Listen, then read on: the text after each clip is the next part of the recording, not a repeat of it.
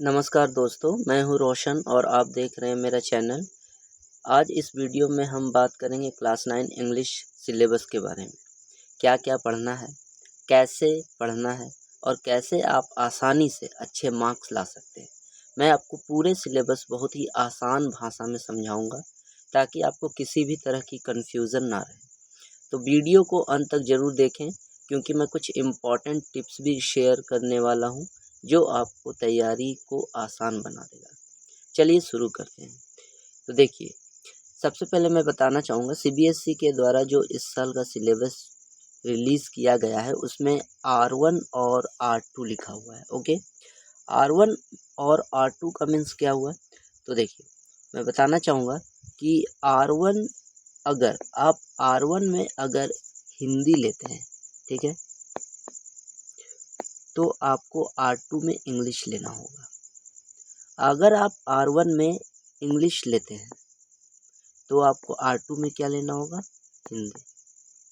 ठीक है, देखिए, अगर आपने R1 में इंग्लिश लिया है तो आप ऐसा सोच रहे होंगे कि मुझे दूसरा पढ़ना होगा, और R2 में अगर मैंने इंग्लिश लिया है तो दूसरा पढ़ना होगा। तो ऐसा कुछ भी नहीं है। आपको पढ़ना सेम, जो पढ़ना है R1 में वही पढ़ना है R2 में। बस आपके क्वेश्चन जो है थोड़े से डिफरेंट हो जाएंगे। जो क्वेश्चन का आपका पैटर्न होगा वो थोड़ा सा डिफरेंट हो जाएगा। तो दोनों R1 और R2 दोनों सिलेबस को मैं डिस्कस करूँगा अभी। तो देखिए, सबसे पहले स्टार्ट करते हैं R1 के साथ। ठीक है, R1। तो R1 में देखिए, रीडिंग स्किल जो है वो 20 मार्क्स का पूछा जाएगा क्वेश्चन में। राइटिंग जो है, राइटिंग स्किल और ग्रामर 30 मार्क्स का। लैंग्वेज थ्रू लिटरेचर 30 मार्क्स का। तो लैंग्वेज थ्रू लिटरेचर मतलब आपकी जो बुक है कावेरी, उस बुक से आपको 30 मार्क्स का पूछा जाएगा। और स्कूल से आपको इंटरनल असेसमेंट के द्वारा 20 मार्क्स दिया जाएगा। ठीक है, तो टोटल कितना हो गया आपका? 100 मार्क्स। ओके, तो देखिए, रीडिंग स्किल में आपको क्या क्या पूछा जाएगा। तो रीडिंग स्किल में आपके दो पैसेज आएंगे। एक आपका डिस्क्रिप्टिव या डिस्कसिव पैसेज जो कि 400 से लेके 450 वर्ड्स का हो सकता है, और ये 10 मार्क्स कैरी करेगा। इसमें आपके जो है 7 से 8 क्वेश्चन रहेंगे। हर एक क्वेश्चन 1 मार्क कैरी करेगा, और एक दो क्वेश्चन जो है 2 मार्क्स कैरी करेंगे। ओके, देखिए, दूसरा आपका जो पैसेज है वो केस बेस्ड पैसेज है, जिसमें कि आपका पैसेज जो 200 से 250 वर्ड्स का होगा। ये पैसेज थोड़ा छोटा होगा, बट इस पैसेज के साथ आपको कुछ विजुअल इनपुट दिया जाएगा। जैसे आपको डेटा दे दिया जाए, कुछ डेटा। तो आपको आंसर जब करना है तो आपका पैसेज और डेटा को रिलेट करते हुए आपको आंसर करना है। और ये भी जो है कितने मार्क्स का है? 10 मार्क्स का है। ठीक है, आगे देखिए, राइटिंग स्किल एंड ग्रामर से आपको 30 मार्क्स के पूछे जाएंगे, जैसा कि मैंने ऊपर बताया था। तो ग्रामर में आपको 10 मार्क्स के पूछे जाएंगे, जो कि आपका हो जाएगा कितना? 4 मार्क्स का पहले पूछा जाएगा, फिर 3 मार्क्स का, फिर 3 मार्क्स का। तो ग्रामर के जो 10 मार्क्स के क्वेश्चन पूछे जाएंगे वो इन सारे सिलेबस से पूछा जाएगा। जैसे कि आपका पहला हो गया टेंस, आपको पढ़ना है। मॉडल ऑक्सिलरीज, इसमें आपको ability, obligation, permission, possibility, advance. फिर आपको है रिपोर्टेड स्पीच, है ना। रिपोर्टेड स्पीच मतलब कि नरेशन, डायरेक्ट इनडायरेक्ट स्पीच भी से कहा जाता है। तो इसमें आपको statement, question, command and request पढ़ना है। फिर आपको कंडीशनल क्लॉज पढ़ना है, कंडीशनल सेंटेंस। ये एक्चुअली में 3 टाइप के होते हैं, टाइप 1, टाइप 2, टाइप 3। तो आपको सिर्फ टाइप 1 ही पढ़ना है क्लास 9 में। उसके बाद है आपका सब्जेक्ट वर्ब कॉन्कर्ड, या आप इसे सब्जेक्ट वर्ब एग्रीमेंट भी कहते हैं। उसके बाद है डिटर्मिनर्स, क्लॉज, क्लॉज में नाउन क्लॉज, रिलेटिव क्लॉज पढ़ना है। तो इतना ग्रामर पोर्शन पढ़ने के बाद आपको इस तरह का अरेंजमेंट क्वेश्चन का मिलेगा कि एडिटिंग ओमिटिंग से आपको 4 MCQs क्वेश्चन रहेंगे, सेंटेंस रीअरेंजमेंट रहेगा, और सेंटेंस ट्रांसफॉर्मेशन रहेगा। तो देखिए, सेंटेंस ट्रांसफॉर्मेशन में क्या होगा? तो ये जो है आपका रिपोर्टेड स्पीच से रहेगा। ठीक है, तो 3 मार्क्स जो है रिपोर्टेड स्पीच से रहेगा। आपको डायरेक्ट स्पीच दिया रहेगा, आपको उसको इनडायरेक्ट में चेंज करना होगा। और जैसा कि आप देख रहे होंगे एडिटिंग क्या है और सेंटेंस रीअरेंजमेंट क्या है। तो इसके लिए देखिए, मैं बताना चाहूँगा एडिटिंग। तो एडिटिंग मतलब हुआ एरर करेक्शन। तो इसमें आपको एक रॉन्ग सेंटेंस दे दिया जाएगा और उसको आपको करेक्ट करना होगा। जैसे कि she go to school every day and study very hard. तो आप जानते हैं सी जो है थर्ड पर्सन है, तो इसके साथ आपका वर्ब का सिंगुलर फॉर्म लगता है तो गोज लगेगा, तो ये आपको करेक्ट करना है। ठीक है, तो ये जो है सब्जेक्ट वर्ब एग्रीमेंट से रह सकता है। देखिए, उसके बाद है आपका ओमिटिंग। ओमिटिंग मतलब कि आपको जो भी एक्स्ट्रा वर्ड दिया हुआ है सेंटेंस में उसको आपको रिमूव करना है। जैसे he is very kind and he always helps to others. तो इसमें जो टू है ये एक्स्ट्रा वर्ड है। ठीक है, तो इसको आपको रिमूव करना है, तो ये जो हो जाता है ओमिटिंग हो जाता है।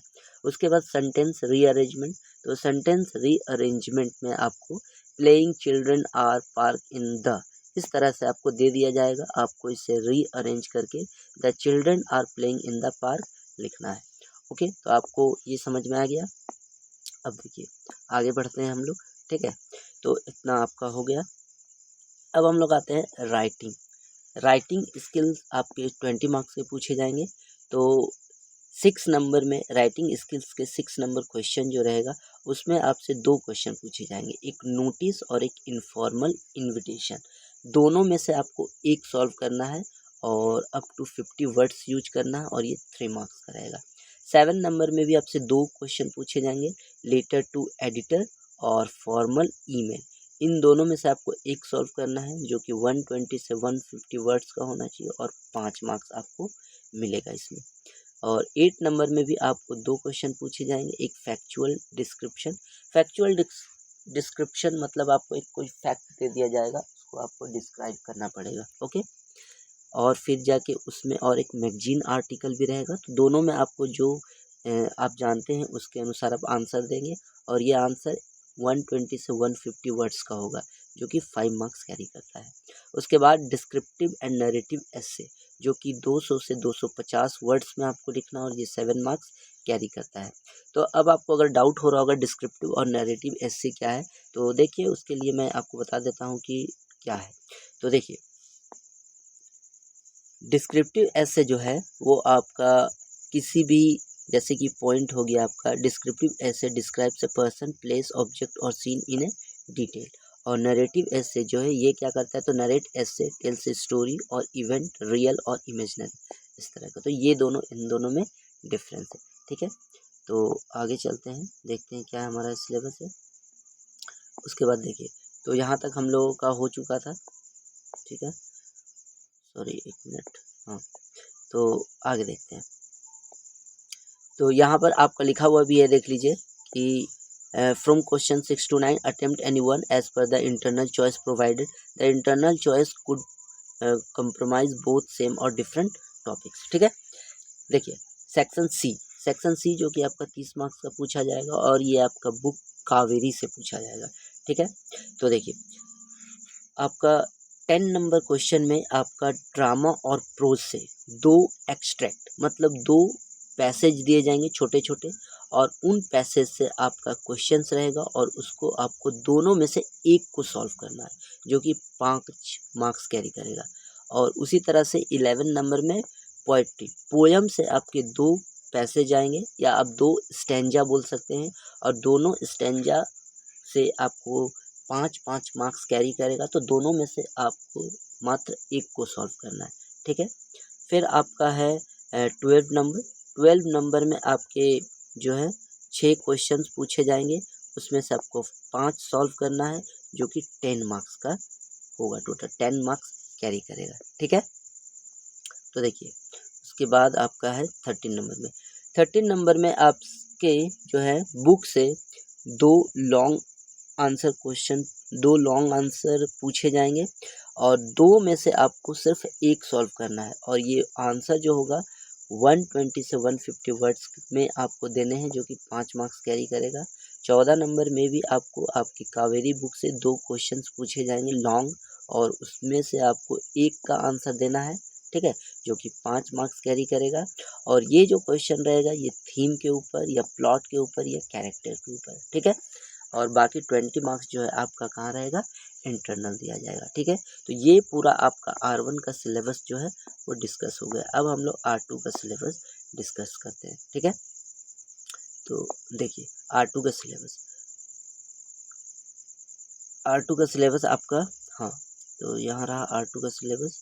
तो R2 का सिलेबस में देखिए सबसे पहले स्टार्ट करेंगे। R2 का सिलेबस में भी आपका वही रहेगा, वेटेज आपका उतना ही है, ठीक है। कितना वेटेज है देख लीजिए। Reading skill 20 marks, grammar 30 marks, writing skill और ग्रामर, लैंग्वेज यानी बुक से आपका 30 मार्क्स और इंटरनल 20। तो इसमें भी आपका दो ही पैसेज रहेगा, एक फैक्चुअल एक केस बेस्ड। फैक्चुअल या लिटरली पैसेज जो है, ये फैक्चुअल मतलब कोई फैक्ट के ऊपर आपका दिया रहेगा सारा, उसको आपको पढ़ के आंसर करना है, जो कि 400 से 450 वर्ड्स का होगा, जो कि 12 मार्क्स कैरी करेगा।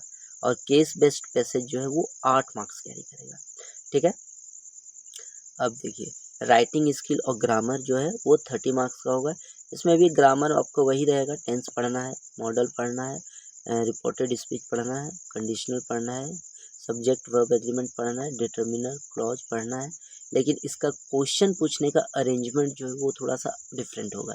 तो आपको 3 नंबर में पैराग्राफ कंप्लीशन रहेगा, फिलअप करना होगा विथ ऑप्शन के साथ।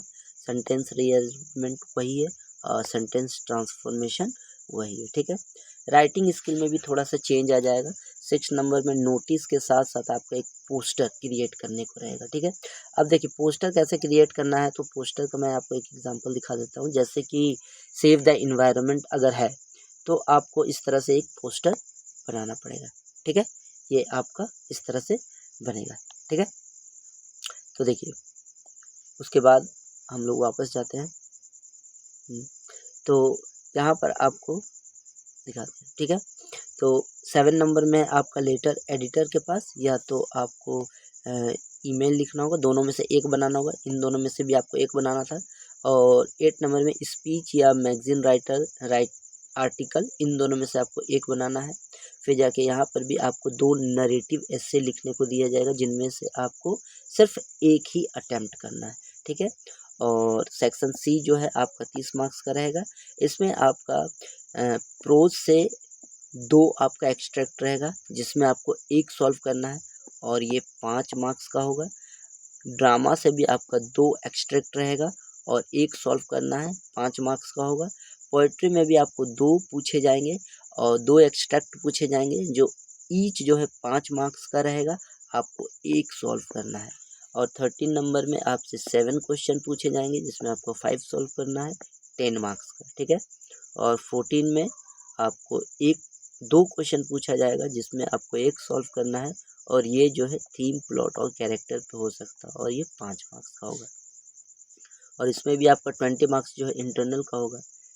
धन्यवाद दोस्तों।